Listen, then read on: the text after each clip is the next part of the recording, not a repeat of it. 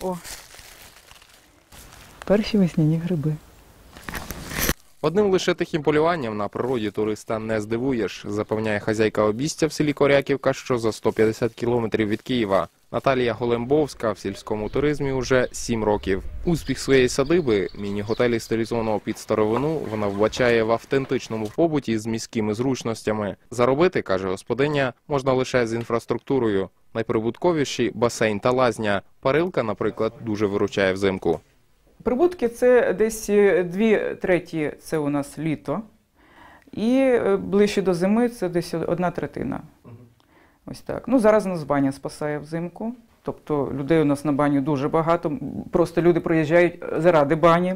Дуже важливий і прийом гостей. Приготування їжі в глиняному горщику у печі – це не тільки ексклюзив для гостей з міста, а й прибуткова справа, зізнається пані Наталія. Щодня 4 міських туристів, а саме стільки, як правило, приймає оселя, витрачають на харчі від 600 гривень. Не варто забувати й про транспорт. Господар садиби Ігор Голембовський забезпечує транспорт гостей на власному мікроавтобусі. За 300 кілометрів шляху туди-назад бере 700 гривень. При цьому зазначає, надавати такі послуги вигідно, якщо ваше помістя розраховано на кількох відпочивальників. Ті, хто займається таким бізнесом, вони нічого поки не платять, якщо кількість відпочиваючих не перевищує 10 чоловік. Як більше, це вже вважається юридична особа, це вже інші справи, це вже йдуть і налоги на все, і якщо юридична особа, це і електрострум, інша ціна. Здати таку хату під відпочинок туристам можна за 600 гривень на добу. Якщо ж у ваших планах розширення бізнесу, варто розбудовувати додаткову інфраструктуру – кінні прогулянки, прокат квадроциклів або ставок із рибою. Інвестиції тут швидко окупляться, запевняють підприємці, адже це одні з найбільш затребуваних зелених розваг. Тобто ціни такі. Ставок у нас $10 000, банька $10 000 приблизно по кошторису. Ну, хатка, я знаю, мало того, що тут все зроблено майже своїми руками, тому це трошечки начебто вже наша заслуга.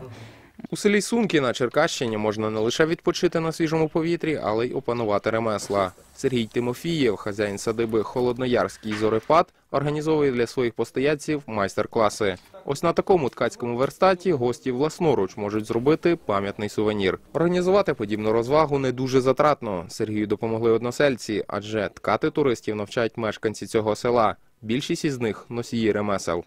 Люди, які прийшли подивитися, вони побачили і купили той сувенір, який вони створили своїми руками. Ми запустили цей сувенір трошки раніше, навчили людей вже. І на сьогоднішній день ми випускаємо вже продукцію з логотипом нашого села. Щороку в Україні в сільських обістях відпочиває до 300 тисяч туристів. В основному це охочі до мандрівок городяни віком до 30 років. Тому експерти радять сільським підприємцям розширювати види розваг із прицілом на таку цільову аудиторію. Якщо, скажімо, біля села буде дійсно сформована якісна ідея велосипедного маршруту, коли люди можуть виїхати на якісь цікаві там чи млин 18-го сторіччя, чи побачити руїни старої садиби, це додає відпочинку і колориту, і яскравості. Розпочати бізнес на сільській садибі можна з суми в 2-3 тисячі доларів. Саме стільки коштує стара хата за 150-200 кілометрів від Києва. А щоб заробляти на цій справі, слід забезпечити міський комфорт і ретельно продумати розваги. Юрій Мелько, Валерій Власюк, Олександр Гербань. Новини, телеканал.